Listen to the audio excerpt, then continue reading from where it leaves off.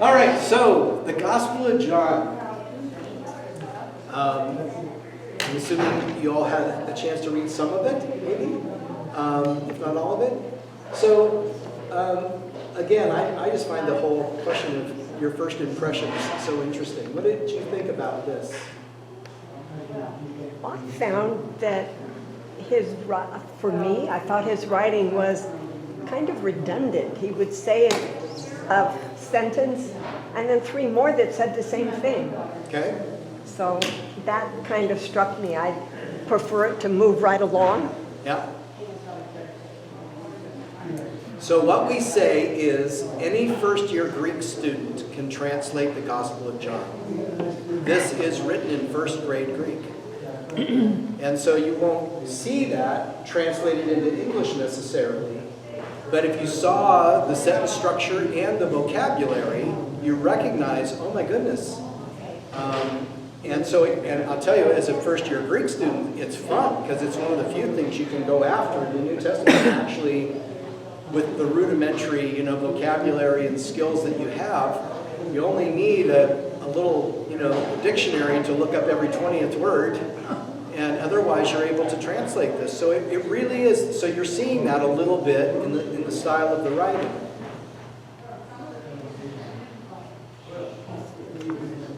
So you have Luke, by far the most sophisticated Greek, not just New Testament Greek, because there's what's called Koine Greek, Koine. That's the Greek that's used to write the New Testament, and that's a different type of Greek and a different bit of vocabulary. There's words in Koine Greek that you almost don't have in regular classical Greek. A very interesting example of that is a word that every one of you knows. And that's the word agape. So you know the word agape, right? And it's a word that means God's love. And it uniquely means God's love because it's used by John primarily. And it's a word that's completely obscure in classic Greek literature. And it's almost like these early Christians adopted a word that nobody else used so that they could use it and say, this is a love like none other. But it's fascinating because you will almost not find the word agape in classic Greek literature. The other three, eros, phileo, which is the love of family. It's more brotherhood. And then storge, which is familial. So those are the three words in Greek, in classic Greek literature for love. It's romantic love, it's familial love, and it's kind of brotherhood love. This idea of a love that's kind of transcendent, that comes from above, that is God's love uniquely for humankind, they choose another word, and it's a word that you almost cannot find in Greek literature. Just fascinating. What else? There's so many Johns. I get confused as to which John wrote this gospel. Okay. I mean, for a while I thought it was John the Baptist. Oh. And I was talking to Jim, and Jim said, no, that's not John the Baptist. But John was writing about John. Yeah, he mentions him and talks about him. Yeah. Well, then who is this John? Right. He's one of the disciples. I think so. I think it's John of James and John. It's interesting, again, in this gospel, it's the disciple whom Jesus loved, right? So here's a couple things we know.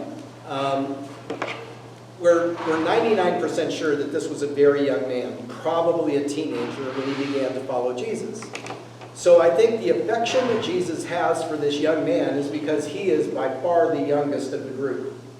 And like any young man, you would kind of, try and make sure he was doing okay as you're traveling around. But then it's interesting that when you get to the arrest of Jesus, who is it that goes to the high priest's house and is known there but John? Which tells us tons, I think. So if you're a fisherman in Galilee, you caught these fish, they would be packed into barrels, not unlike wine barrels. Those barrels would be filled with salt. So you put some salt in, you put some fish in, you put some salt in, you put some fish in, and these salt fish, is what they were called, would be packed in these barrels, and they could be shipped anywhere in the Roman world. And because they were put into this salt, they were preserved, and you could, 3 months later unpack them in Spain or somewhere, and you could reconstitute them, put some oil with them, fry them up, and they would be fine. That is a huge business. It's considered a delicacy, the fish out of the Galilee. And lo and behold, John has been selling them to the home of the high priest. So when he goes to the high priest's home, they recognize him as that guy that's been bringing fish in. That's what I think is going on. Because he's recognized and is accepted into the courtyard, right, at Jesus' arrest. Fascinating. And again, we wouldn't have known the number of things we would not have known if it weren't for this gospel. Is stunning. Every time you turn around, Jesus is in Jerusalem in this gospel. He doesn't go to Jerusalem, but when he goes to die in Mark. But here it seems like he's there for the Feast of the Tabernacles. He's there for Pentecost. He's there for, he's there for all these different festivals and feasts, as any good Jew of that day would do. If you had the means and it was a reasonable journey, you were expected to come to the temple for the high holy days for these various things. And John's saying, we all did that. That was our regular routine. Wouldn't have had any idea about Jesus being so faithful in his observing the events and the festivals of the temple were it not for John. And not only does he point that out, but the Feast of the Tabernacles. Imagine this. The 119th Psalm, if you want to take a second, look it up. You've got a Bible. 119. 119. Yep. So it's everlasting, right? What verse? Well, that's what I'm pointing out to you. Okay. It goes from verse 1 to verse 176. All right? It's the longest chapter in the Bible. It's the longest psalm in the Bible. What was the psalm again? 119. 119. Yeah, and you'll see that it's divided into these. It's divided actually by the Greek alphabet. So there's these sections to it. Well, the Feast of the Tabernacles. Here's what you would do. You would go to the temple, and you would take palm branches, and you would march around the outside of the temple, right? Inside the courts, but outside of the temple itself. You'd be singing this song, and you would be shaking your palm branches. This is a harvest festival, and the main thing is you're praying for rain. And so there's a point at which there's a ceremony done at this great fountain, and there's the censer where they would burn incense. There's the water fountain inside the temple where they would do rites of purification in water. And on the 7th day of the festival, all the people would gather, and the priest would kind of announce, that this is the height of the festival, and they would do some liturgical things there at the great fountain. You go to John chapter 7, and it's at that point that Jesus cries out with a loud voice that he is the living water. And you realize he's chosen this festival to literally make a public spectacle of himself and is saying, see that ritual we're doing here? That's pointing to me. And you suddenly realize, and you realize what happened next. They're like, oh boy, he's in trouble for having dared to do this. But again, that's the stuff that happens in John's gospel. And you realize, this Jesus was a bit more provocative than you would have sensed from the other gospels. He doesn't fool around in John. Well, the money changers in the temple is in John. In the beginning of John.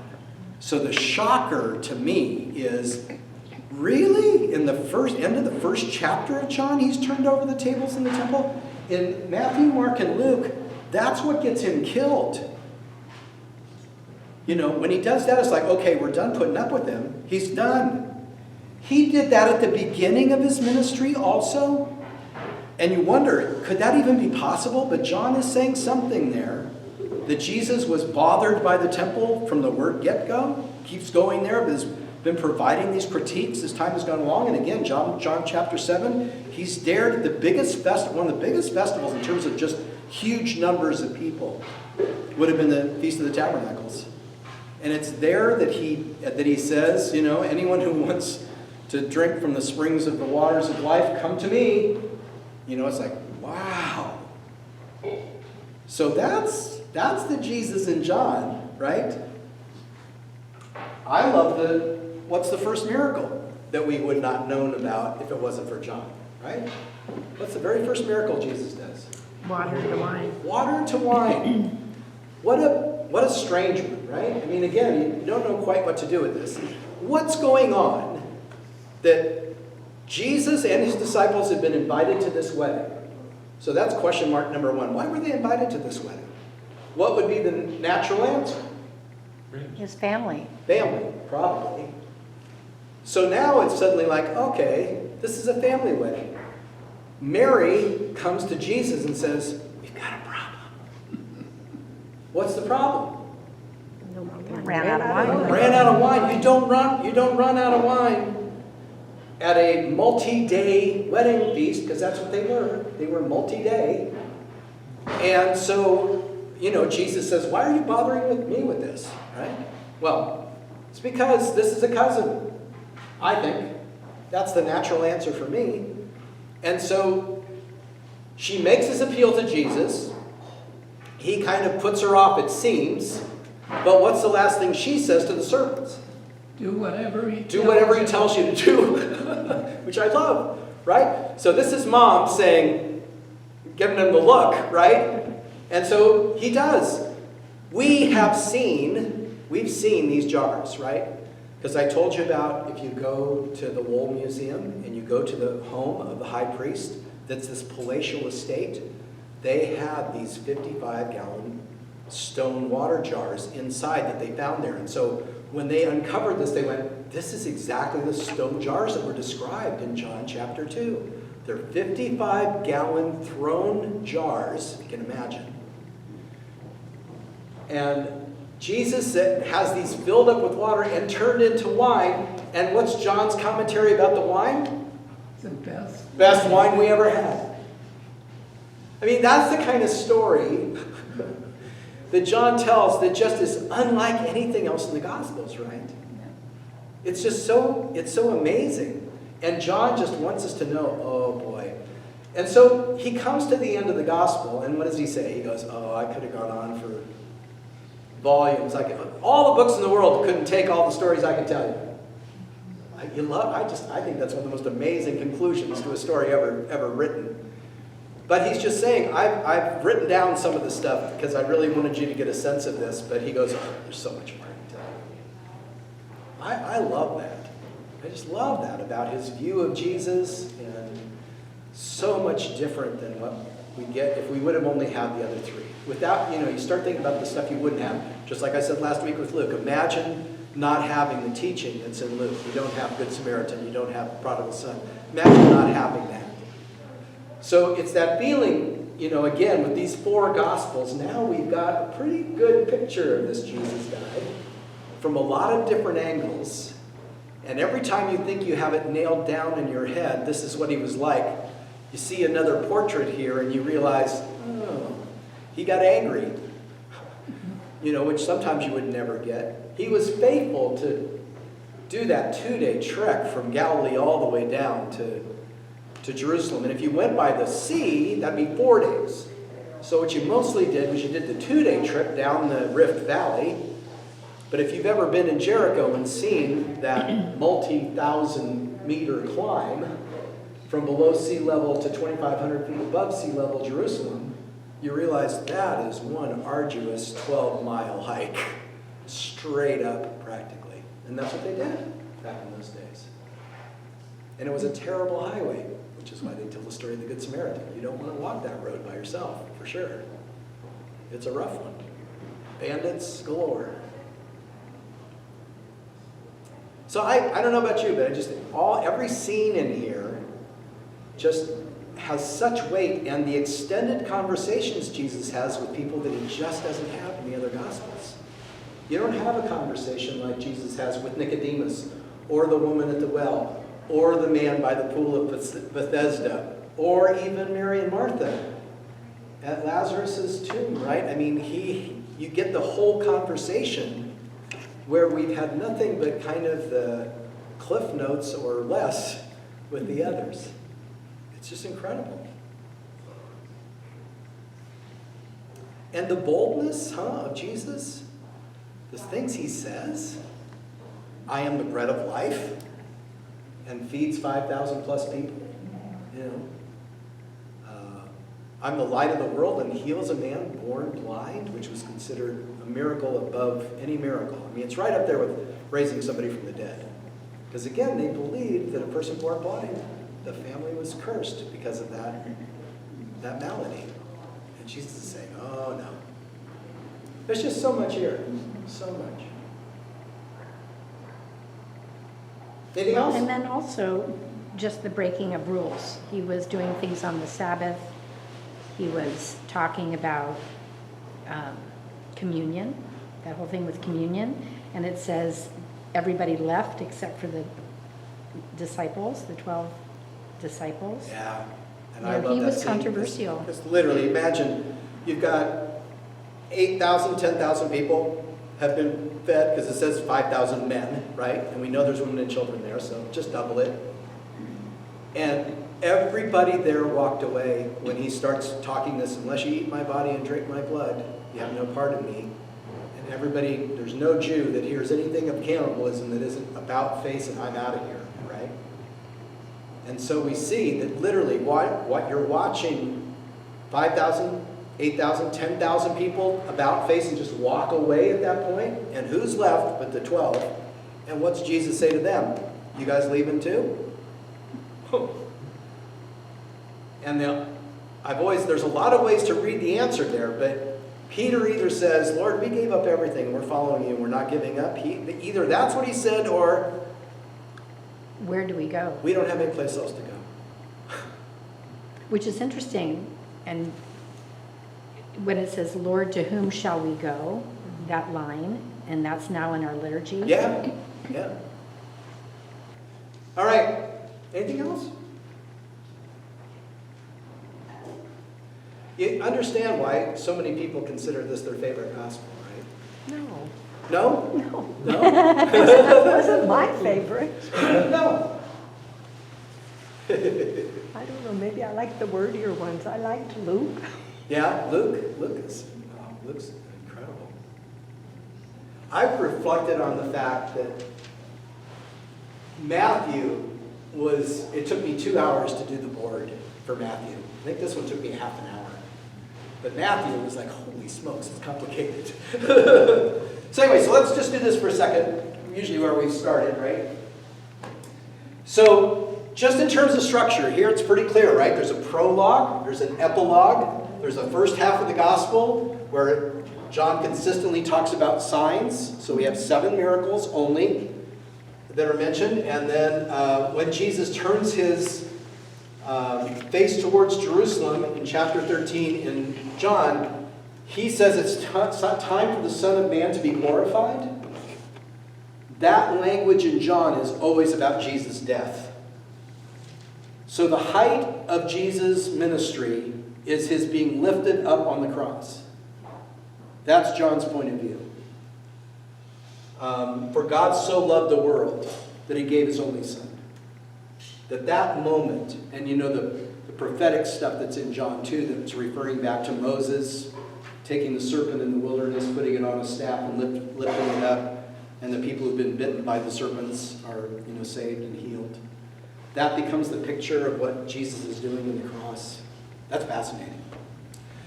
So, in the beginning was the Word, right? And John says with great clarity, Jesus is God. God sent Jesus. And then Jesus calls these first disciples. And again, if we did not have John's gospel, you would have imagined that Jesus walked up to these fishermen on the Sea of Galilee and said, come follow me. And they dropped everything and followed him, which always seemed crazy to me. right? Irresponsible. I mean, just think of all the words you think of. There's families that depend on this.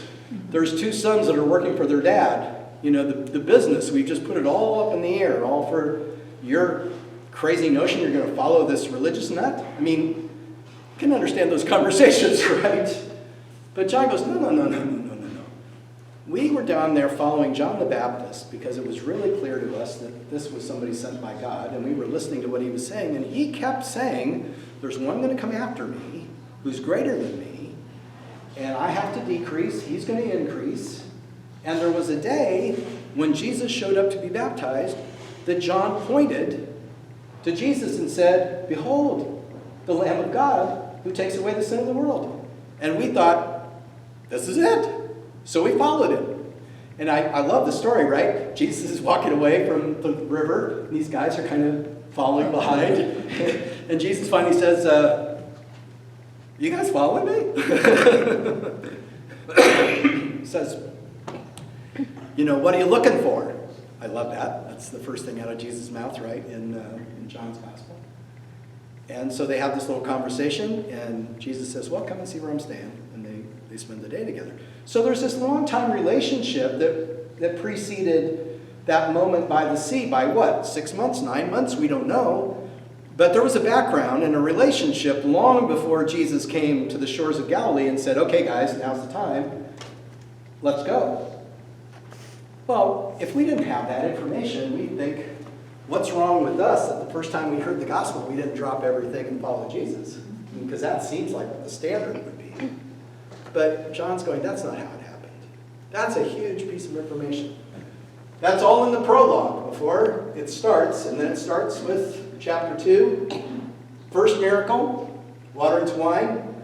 Second miracle, healing the royal official's son, who had been, again, we know him, right, from the Synoptic Gospels. It's the guy who had given all the money to build the Capernaum synagogue and stuff.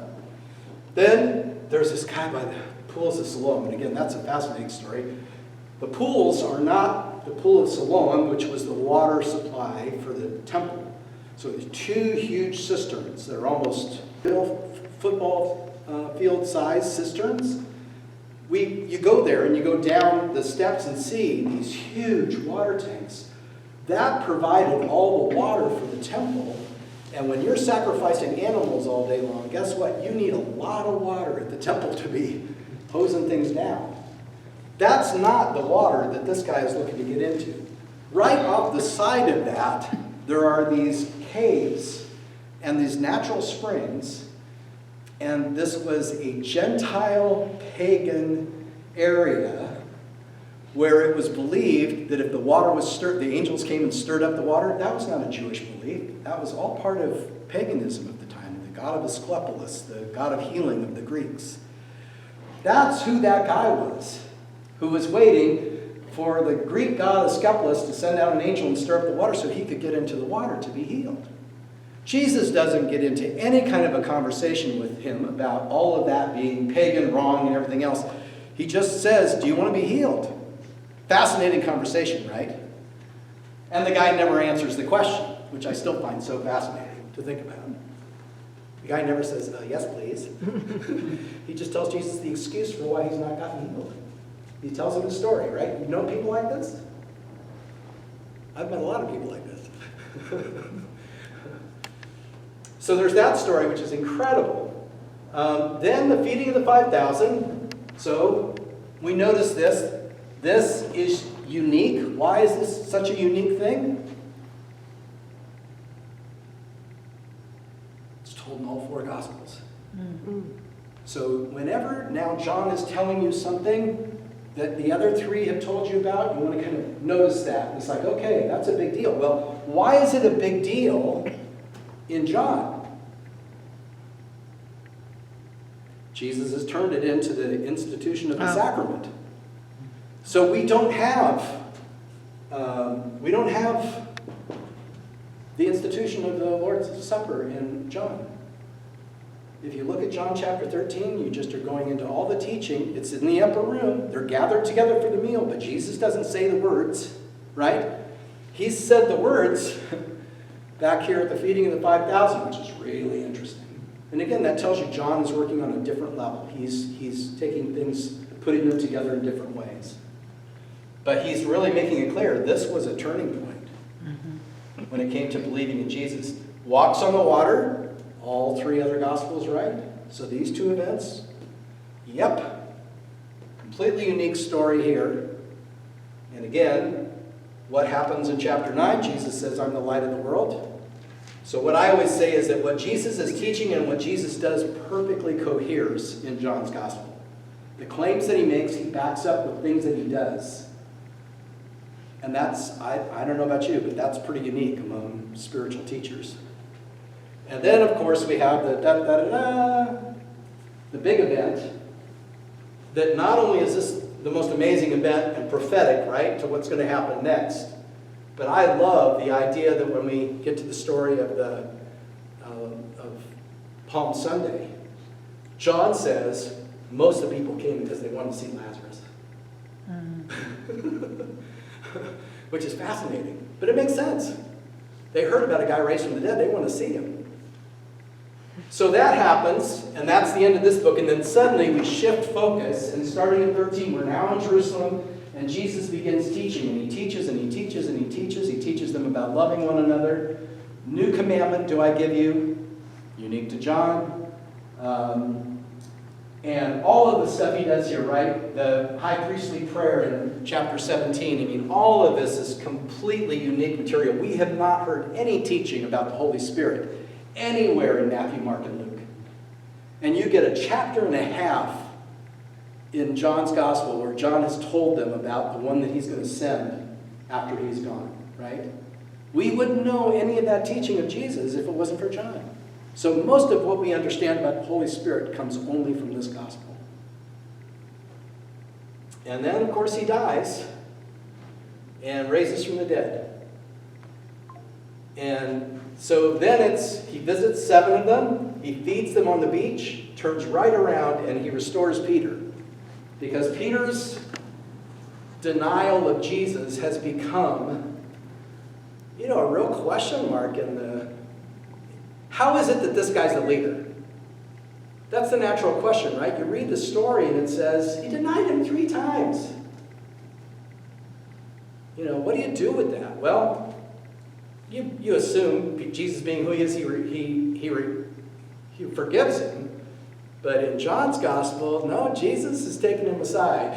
And 3 times asked him the question, Peter, do you love me? And 3 times Peter has to say, Yes, you Lord, know that I love you. Yeah. But then the 3rd time, Jesus asks him the question. It clicks in Peter's head. And it says, Peter was grieved when he asked him the 3rd time, do you love me? So I think Peter realized, I denied him 3 times and now he's asking me 3 times. And then clearly he restores Peter by saying, okay, if you love me, here's what you need to do. You need to feed my sheep. It's incredible. It's just an amazing, amazing telling of the story. Anything else? Is there a difference when he says, feed my sheep and feed my lambs? Yes. Yeah, what's interesting is he says, Peter, do you agape me? Peter, do you agape me? Peter, do you phileo me? So he asks him, do you love me with the love of God? The first 2 times, and then the 3rd time he says, do you love me like a brother? And that's when Peter realizes, what he's been asked to do and what he's been able to do have been 2 different things, essentially. And the sheep and lambs is, he's clearly including the little ones, which Luke has written a lot about, the least of these, the little ones. So I think John's kind of saying, all that stuff you heard the others say about the least, Jesus was including them when he kind of queried Peter at the end. And then, one of my favorite verses in the entire Bible. These things are written to you who believe that, how's the verse finished? Remember? These things are written to those of you who believe that you might Eternal life. know that you believe. That's so interesting. So back in the ALC days, right, of which this church was a part, there was an evangelism arm. And one of my good friends, Nelson Trout, was part of that. A fellow who became head of the seminary, Luther Seminary, was part of that. Dr. James Callis was one of the people that traveled around the West. And they would send people out, and Trinity in Santa Barbara, we would have a week of them coming in and speaking at our church every year as kind of a bit of a renewal or a revival time. And that's the first time I really heard about not only can you believe, but you can have an assurance of faith. And that comes directly out of this verse in John. John says, you guys believe, but do you know you believe? And I think that's such a powerful thing. And I've really considered my ministry in the Lutheran Church for 50 years. Lutheran Youth Live, all of it, has always been about taking people that I know believe, but helping them to know that they believe. Because I always said, if you ask a Lutheran, are they going to heaven? Most Lutherans would say, I hope so. I know so. Yeah, there you go. Lois knows. But that's what we want, right? We want people to know that they have saving faith. And again, not to presume upon it, but to have the assurance of it. So it's not a like, I'm hitting into my last days here. I wonder how it's going to go. Flip a coin. I mean, we know better than that. And that's why John says he's writing. Because he wants people who believe to know that they believe. And that's why he wants to tell these stories. I just think that's about as lovely as it gets. And you said this one was written, this gospel was written later than the others? Yeah, I think way later. I mean, we know John lives until almost the 2nd century. We have those documents out of the church at Ephesus. He lived. That's where he was living. And Jesus' mother with him. So the tomb in Jerusalem is not Mary's tomb, though the Roman Catholics go there and do masses. The tomb of Mary that's in Ephesus is legit to me, because that's where she would have been at the end of her life. What are your symbols of sun and darkness? No, that's the Tomb tomb. and the stone. Oh, oh, okay. My bad. Okay, I got it. No, There I you thought go. they were very cute. We've got 2 of them, one for Lazarus and one for Jesus, Yeah, I mean, right? that's the way the story is told, right? I just thought that's so Okay. interesting. Is this ends this, and this ends this, and again, that's part of Okay, the yeah, way I get it. you look at it. Thank right? you. Yeah. Well, thanks, you guys. But I always like them better after I get this Acts, synopsis. the book of Acts is done. The book of Romans is done. I'm working currently on 1 Corinthians. So no, we're taking a break from now until January. Oh, okay. Okay. So our goal is to finish the New Testament by the time school is over at the end of May. I think we're going to make it. And there are 5 weeks, 5 Sundays before we go.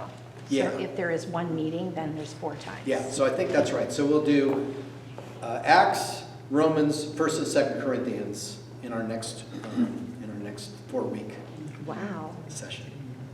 So So we're going to read the whole New Testament? Oh, we're doing the whole New Testament. That would